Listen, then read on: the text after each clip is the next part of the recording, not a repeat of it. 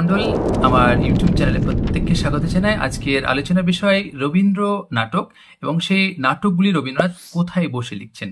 কখনো কখনো পরীক্ষায় এসে থাকে, তাই এই ধরনের একটা ভিডিও বানানো। তো যাই হোক, আর কথা না বাড়িয়ে শুরু করছি। দেখুন, প্রকৃতির প্রতিশোধ এটি রবীন্দ্রনাথ কারোয়ারে বসে লিখছেন এবং রবীন্দ্র রচিত সর্বপ্রথম মৌলিক নাটক কিন্তু এটি। এরপর হচ্ছে মায়ার খেলা, এটি দার্জিলিংয়ে তিনি শুরু করছেন, কিন্তু কোথায় শেষ করছেন সে সম্পর্কে কোনো তথ্য পাওয়া যাচ্ছে না। এরপর হচ্ছে বাল্মীকি প্রতিভা, এটি জোড়াসাঁকোয় বসে লেখা। তারপরে বিসর্জন, এটি শাহজাদপুরে লেখা। তবে এখানে একটা তথ্য জানায় যে রাজস্বী উপন্যাসের কাহিনী অবলম্বনে তিনি কিন্তু এটি লিখছেন। এরপর হচ্ছে রাজা ও রানী, এটি সোলাপুরে বসে লেখা। তারপর চিত্রাঙ্গদা, এটি শিলাইদহে লেখা। তবে এখানে আপনাদের আর একটা তথ্য জানিয়ে রাখি যে এই নাটকটি যখন রবীন্দ্রনাথ লিখছেন তখন কিন্তু তার নামকরণ বা নাম ইচ্ছে ছিল যে অনঙ্গ আশ্রম এই নামে রাখা, অর্থাৎ অনঙ্গ আশ্রম নামটি রাখার ইচ্ছা ছিল। এরপর হচ্ছে বিদায় অভিশাপ, এটি বাংলাদেশের অন্তর্গত কালীগ্রাম থেকে প্রতিশরে যখন তিনি জলপথে যাত্রা করছেন তখন নৌকা বোটেই তিনি কিন্তু লিখছেন এবং শেষ করছেন কিন্তু কালীগ্রামে।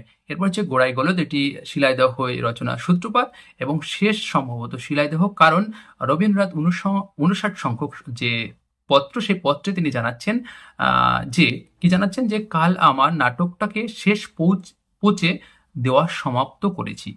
অর্থাৎ রবীন্দ্রনাথ শিলাইদহেই যে লিখছেন, শিলাইদহ থেকে যেহেতু চিঠি লিখছেন, তাই রচনা স্থান অনেকেই অনুমান করছেন যে শিলাইদহে।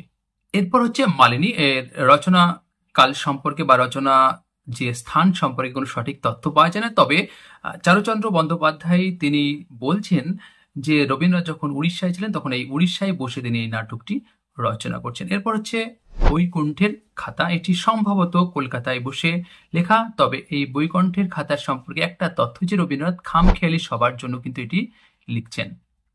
এরপর হচ্ছে কাহিনী, অর্থাৎ কাহিনী নামে যে সংকলন আছে, সেই সংকলন অনেকগুলো গদ্য নাটক বলতে পারি না, অর্থাৎ কবিতার যে নাট্যরূপ সেইগুলো আছে।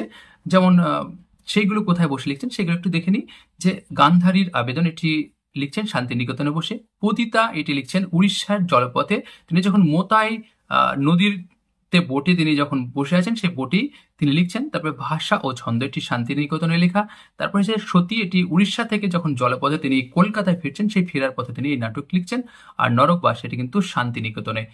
এরপর হচ্ছে লক্ষ্মীর পরীক্ষা, এটি কিন্তু শান্তিনিকেতনে লিখছেন। এবং কর্ণকুন্তী সংবাদ, এই যে নাট্য কবিতা, এটি কিন্তু কলকাতায় জোড়াসাঁকোয় বসে লেখা। এরপর হচ্ছে হাস্য কৌতুক, আপনারা জানেন যে হাস্য কৌতুক একটি প্রহসনের সংকলন গ্রন্থ বলতে পারি, কারণ এখানে যেহেতু 15টি প্রহসন রয়েছে এবং তার কয়েকটা নাম হচ্ছে, দেখুন যে ছাত্রের পরীক্ষা, এটি কিন্তু প্রথম প্রহসন। তারপরে পেটে ও পিঠে, তারপরে খ্যাতির বিড়ম্বনা, তারপরে সূক্ষ্ম বিচার, ভাব ও অভাব, এরকম। তবে এর শেষ যে প্রহসন সেটা হচ্ছে নাম গুরু বাক্য, এবং প্রথম হচ্ছে ছাত্রের পরীক্ষা। তবে এগুলো কিন্তু সব কলকাতায় বসে লেখা। এরপর হচ্ছে ব্যঙ্গ কৌতুক, এই ব্যঙ্গ কৌতুকে কিন্তু 5টি মতো প্রহসন রয়েছে এবং সেইগুলো কোথায় বসে লেখা দেখি, যে বিনি পয়সার ভোজ, এটা হচ্ছে কলকাতায় বসে লেখা সম্ভবত। এরপর হচ্ছে নূতন অবতার, এটিও কলকাতায় বসে লেখা। তারপরে অরসিকের স্বর্গপ্রাপ্তি, এটিও কলকাতায় বসে লেখা। তারপরে স্বর্গীয় প্রহসন, এটি কলকাতায়। তবে আরেকটি আছে যেটি বশীকরণ, এটি কিন্তু সম্ভবত শান্তিনিকেতনে লিখছেন। তবে এখানে একটা তথ্য আপনাদের জানিয়ে রাখি যে রবীন্দ্রনাথ কিন্তু এই বশীকরণ নাটকের নামান্তর করেছিলেন বহুবিবাহ নামে। এরপর হচ্ছে শারদোৎসব, এটি কিন্তু শান্তিনিকেতনে রচিত। তবে এখানে একটা তথ্য জানাই যে এটি কিন্তু রবীন্দ্রনাথের প্রথম রূপক সাংকেতিক নাটক। এরপর হচ্ছে মুকুট, এটি শান্তিনিকেতনে বসে লেখা এবং মুকুট বলে যে তার যে গল্প আছে সেই গল্পের কাহিনী অবলম্বনে লেখা। রাজা নাটকের প্রথম যে পাঠ তিনি কিন্তু শিলাইদহে শুরু করছেন, শেষ কোথায় সেটা জানা যাচ্ছে না। এরপর হচ্ছে প্রায়শ্চিত্ত, এটি শান্তিনিকেতনে বসে লেখা এবং বউ ঠাকুরিনী হাটের কিন্তু কাহিনী অবলম্বনে। ডাকঘর, এটিও কিন্তু শান্তিনিকেতনে। রবীন্দ্রনাথ এটি কিন্তু 3 দিনের মধ্যে শেষ করছেন এবং এই নাটকের বিখ্যাত চরিত্র হচ্ছে অমল, তারপর হচ্ছে মাধব দত্ত। ফাল্গুন, এটি শান্তিনিকেতনে বসে লেখা। গুরু, এটি হচ্ছে শান্তিনিকেতনে। তবে এটি কিন্তু অচলত নাটকের নাট্য রূপান্তর।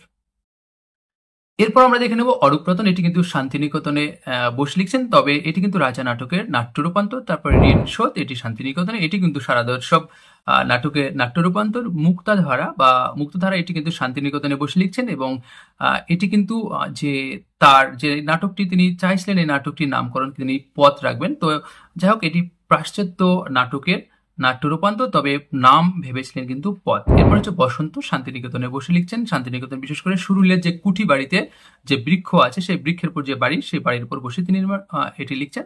আর হচ্ছে রক্তকরব, এটি শিলংয়ে শুরু করছেন এবং শেষও করছেন ওখানে, এবং প্রথম নাম রাখা হয়েছিল যক্ষপুরী। তো যাই হোক, এই ভিডিওটি আপনাদের কেমন লাগলো জানাতে ভুলবেন না। আর একটা কথা আপনাদের, যারা আমার ইউটিউব চ্যানেলটি এখনো সাবস্ক্রাইব করেনি, অবশ্যই সাবস্ক্রাইব করে পাশে থাকবেন, কারণ এরকম ভিডিও আরো পেতে। আর আরেকটা রিকোয়েস্ট, আমার ইউটিউব চ্যানেলে অনেকগুলো রবীন্দ্রনাথের উপর ভিডিও আছে, আপনারা চাইলে দেখতে পারেন, এবং কেমন হয়েছে সেটি আপনি কমেন্টসে জানাতে পারেন। এবং আপনার যদি মনে হয় যে এই বিষয়ের উপর একটা ভিডিও হলে ভালো হয়, যদি আমার সামর্থ্য থাকে বা ক্ষমতা থাকে, তাহলে আমি সেই বিষয়ের উপরে ভিডিও করতে পারি। সেটা হচ্ছে আপনাদের অনুরোধ করলে। যাই হোক, আর কথা না বলে এখানে শেষ করছি। ধন্যবাদ।